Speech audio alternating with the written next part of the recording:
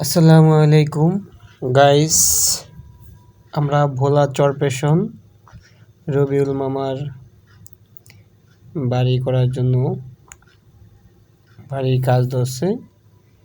সেখানে পুরনো বাড়িতে যা আছে গাছ লাগানো হয়েছে ওগুলা ভেঙে ফেলতেছে, কেটে ফেলতেছে। ওগুলা কেটে এখানেই একটি বাড়ি করা হবে 3 তলা ফাউন্ডেশন করে। তো সকলে দোয়া করবেন যাতে বাড়িটা কমপ্লিট সম্পূর্ণ হয়। আমি শুধু ভিডিও করলে হবে না, আমিও গেলাম যে হেল্প করার জন্য গেছি। আমিও টানাটানি করতেছিলাম, ছুটতেছে না। তারপরে আরো এদিকে এসে টানলাম, ছুটেছে।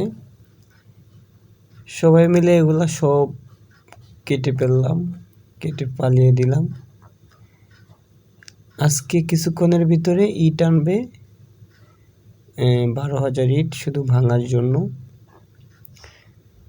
তারপর অন্যান্য কাজ এই পাশে একটি পিছন সাইডে একটি ঘর উঠানো হবে, যে ঘরের ভিতরে সিমেন্ট অন্যান্য জিনিস রাখার জন্য আজকে তোলা হবে।